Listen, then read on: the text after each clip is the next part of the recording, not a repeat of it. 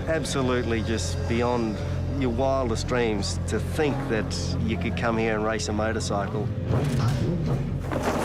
The Isle of Man TT is like a religion. It's the oldest motorcycle race in the world. You can stand on the footpath and you could literally reach out and touch the riders going past at close to 200 miles an hour.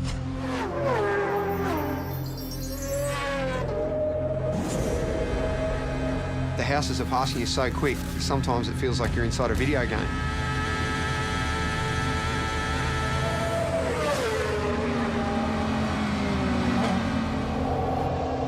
It's frightening. It's damn dangerous and it stresses me out.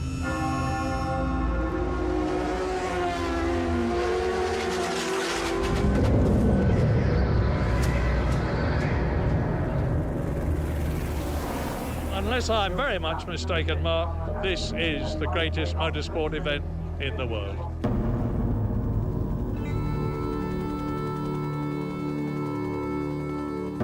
Between Ireland and Britain in the Irish Sea sits the Isle of Man. A sleepy tax haven for most of the year.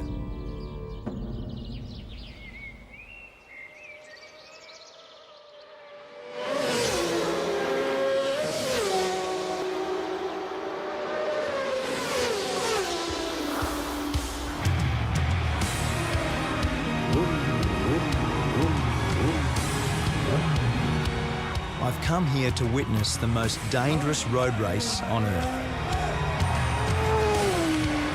It's about 200 kilometres an hour, straight at the front here, absolute lunacy.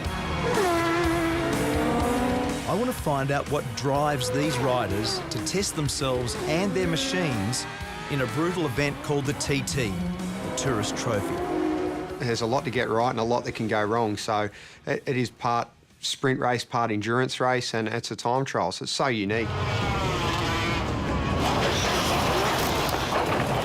Peter Brock used to say that great racetracks have got consequences. The Isle of Man TT is the ultimate road course. It's the fastest, wildest and most dangerous racetrack I've ever seen. And for the riders that compete here, there is absolutely no room for error.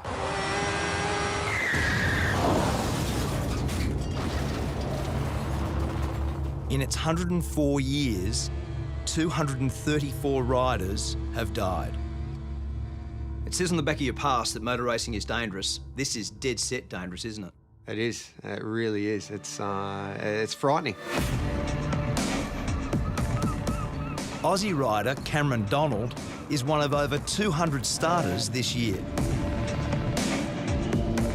And when you add the fans, it's like an invasion.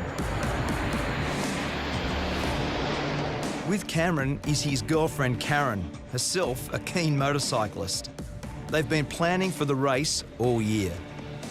So is this normal nervous start tension? Kind of is. Normally this is done the night before. Is it? Or late night last night, obviously? Usually we like to have this done the night before, everything, but by the time we finish, like 11 o'clock, it's just like, let's get out of here and worry about it tomorrow. So what's Karen's job in this world?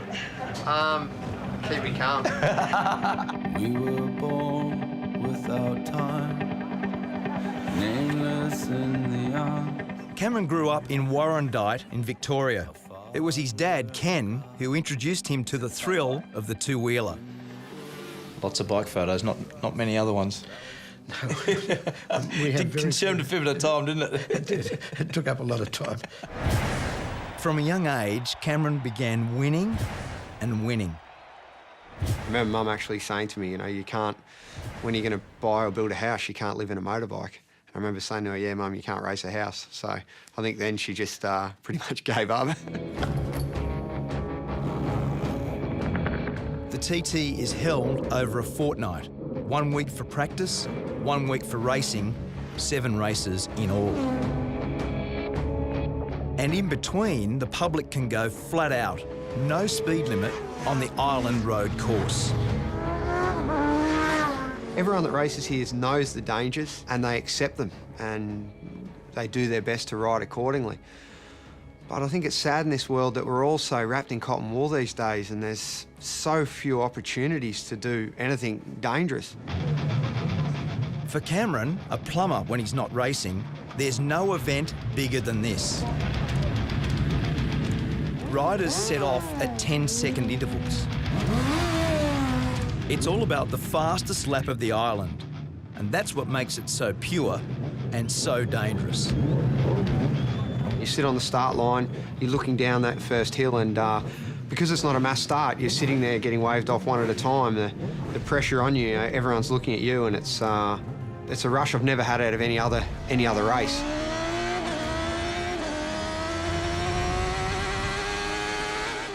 There's just so few events in the world where we can do such a thing, you know, where you can close off a road and race a motorbike around it. It's such a beautiful thing. 61 kilometres of public roads. Over 200 corners to be negotiated. Top speed, 330 kilometres an hour. This isn't a track. This is a country road. Like, let's not get this wrong. And it's fast. My friend and 5 times world champion Mick Doohan has come here for the first time. Sort of madness, you know. He's not racing, but on the parade lap, he got a taste of what it's like. First reaction, as soon as you saw the place, looked around, what was your first reaction? Yeah, I didn't need to come here to have that reaction. It's just, you know, as I say this, it really, you know, it is absolutely just beyond your wildest dreams to think that you could come here and race a motorcycle. The race has always had its critics, but from the start, its danger was its attraction. Back then, racing was banned in England, and the island was the only place where there were no speed limits. The TT was born. The voice of motorsport, Murray Walker. You've got a great history here, haven't you? You've been how many years? First of all, let me say it's great to see a great Australian at a great race. Thanks. To answer your question, Mark, I first came here in 1925. I was born in 1923. My father won here. I don't know how many times I've been here, many, many, many times. In his 88 years, Murray Walker has seen some very good riders, and impressing him this year is our Aussie rider, Cameron. He's got a good bike, he's got some good backing, and he's still got the most important race of the week to come. So maybe, hopefully, he'll get it done. Each time Cameron sets out is an exercise in courage.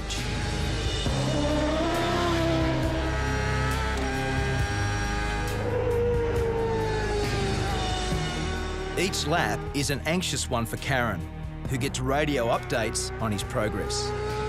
I see the worry in her face before I head out for a race, and sometimes I feel a little bit guilty for putting people close to me through that stress. In the week I was there, 7 people lost their lives. 3 riders and 4 members of the public. ACU Events Limited regret to announce the death of Derek Bryan.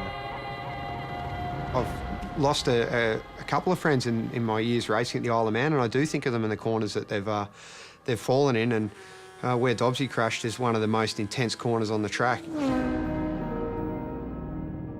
Dobbsy, Paul Dobbs, died in the TT last year. He lost his life to the sport that he loves, like, so.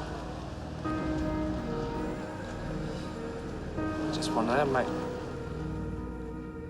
Paul was buried on the island, leaving behind his wife and 2 daughters. So what did you love about him? God, everything. Racing. Bridget is Paul's wife. A year on, she's brought the girls back to remember their dad at the race he loved. You know it's risky, of course you do. I mean, you know, everyone loves those photos of riders' heads this far from a stone wall. You know, obviously, the reason you love those photos is you think, oh my God, it's so close, you know? That's, it's, you know, other people have said that you only really know that you're alive when you're almost not. Some are just plain lucky to survive, like Connor Cummins. I can actually see you know, where it's all gone wrong. I've disappeared over the side, and the way I look at it, that's where, you know, the injury started to happen, and it's sort of, it does get to you a little bit. We'll just get on with life. The world ain't gonna stop for me. Has your opinion of the TT changed based on what's No. happened? No? No, Do you think it should be banned? you can't possibly ban it. I mean, I don't know if you could ban it if you tried. It's like a monster, you know. It's bigger than the rest of us. Riders don't come here for the prize money. There's hardly any. The TT is simply about the glory of being the fastest. And for Cameron, it was a glorious week. In his chosen race, the Superbikes, he was just pipped for first. But second still felt pretty good. Congratulations, mate.